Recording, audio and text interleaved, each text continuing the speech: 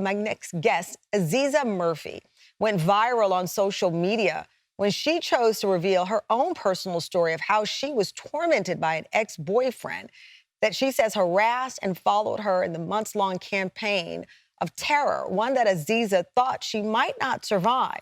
I want to warn you, Tam Fam, the video you're about to see of her story, it is difficult to watch. Seeing it shook me and my staff to our core. He and I met on Instagram and we dated for 4 months. I think our relationship was pretty normal. He came across as very kind and very loving. We ended up breaking up because he went through my iPad. I felt like it was a violation of my privacy. So we went from having a caring boyfriend and partner to having this complete monster. Once we broke up, he started writing me like, "You're a terrible person." I got maybe over 1,000 calls within that first 24 hours. Every day I was getting hundreds of messages and most of them were threats to kill me and my children. He broke into my mom's house, which was caught on camera. Once he broke into my house, I got a new apartment. He had started sending me messages like, "I know where you moved. I followed you. I have a hit out on you." I would get messages in the middle of the night, "I'm outside of your apartment."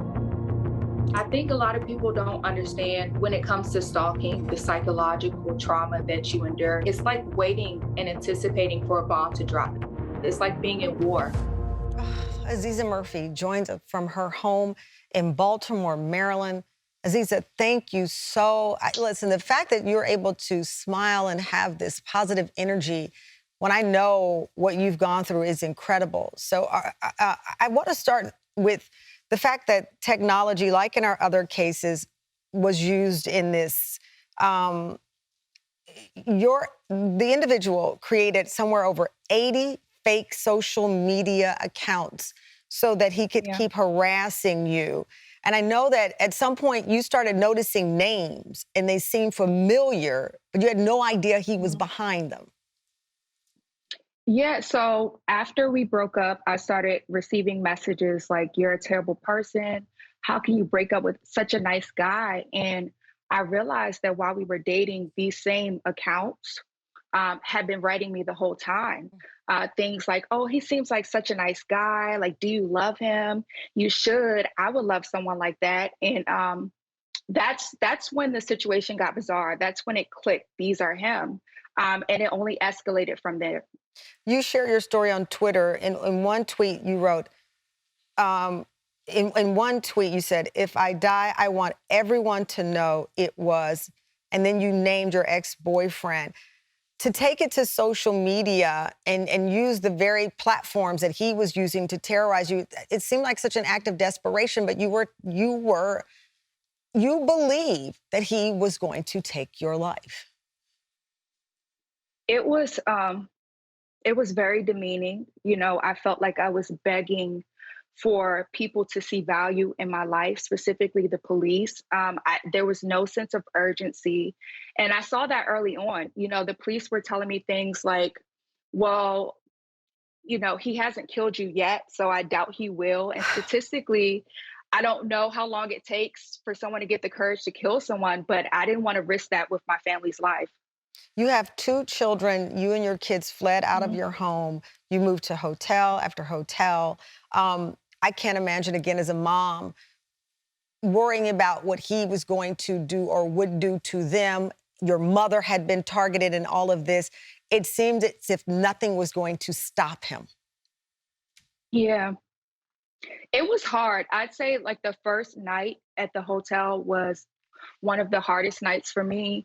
I remember just getting to the hotel with my children and just sobbing and just Ugh. crying. And my son, I'll never forget, trying to make me feel better, was like, "Look, mom, it's two sinks here. We don't have two sinks at home. It's a big closet." And he was jumping on the bed and he was like, "This bed is huge. Like, you did such a good job, mom. And I'm so proud of you." And I think they say that like trials not only build character, but they also reveal character. In that moment, I got to see what empathetic and sweet and kind kids that I raised. Mm. And I also got to see what type of person my mother raised as well. Aziza, we saw the video before the break of the entry into the home. again, and I've said this earlier today, to see something like that on tape in real time, it just shakes you to your soul. When you saw that video, um, did you, I know you always knew that this was a danger, but did it amp up your desire to find justice here? So originally, when he broke into my house, I was there. During the situation, I think I was more confused than anything. The fear didn't set in until maybe the next day after he broke in. I ended up calling the police, and I think you have this intersection as a Black woman of where I didn't know what would happen if I called the police to him, but I also didn't know what would happen to me if I didn't. And it wasn't until I called the police and they told me he's done this in multiple states. He had multiple restraining orders against him. He had a warrant in the state of Georgia for making terrorist threats against his ex. And that was when like my stomach dropped. That's when I understood the severity of it all. And so that makes sense to me now. You were there. You didn't reach out until the next day because you didn't know, as a Black woman, what this would look like, what would happen.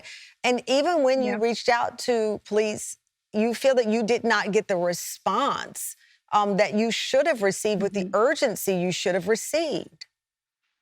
I didn't start getting a response from the police until my situation went viral.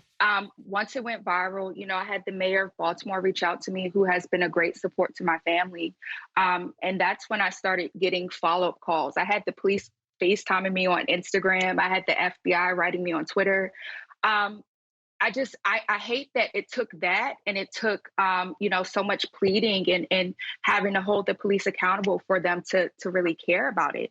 After filing a restraining order and finally getting police to pay attention to your case, you mentioned the FBI also getting there. Last month, your ex was sentenced to 18 months in prison.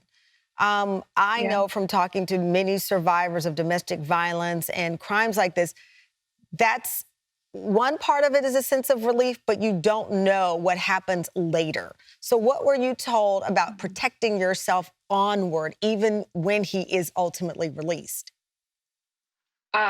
Nothing. There was no communication after he went to jail. I haven't been contacted by any police officers, court officials, or agencies or anything. I think that, yes, I was very relieved, but I also had like a sense of uncertainty, you know, what would happen next once he got out. And also, I think that when you deal with something like this for an extended period of time, a big part of your identity becomes every day getting through this trauma. And I think right now the uncertain part is trying to figure out what my story is next and what will happen next. I'm not the same person I was before this happened. I'm not the same person I was during. And it's like now, after, who do I want to be, and just what's next for the whole situation. Well, I certainly hope people are watching in the Baltimore area, authorities and organizations who are dedicated to supporting women, especially those who have suffered this kind of trauma, will reach out to you and help you navigate the what's next. And I will personally make calls on your behalf, whatever we need to do, because you and your children should not live under this uncertainty. And you certainly shouldn't have to go on social media to plead for help from anyone, let alone the authorities. So, Aziza, thank you. We're going to keep track of your story and follow you, as you pointed out, find this next chapter, which includes you speaking out on behalf of other people. You're so brave. Thank you for joining us today. Thank you.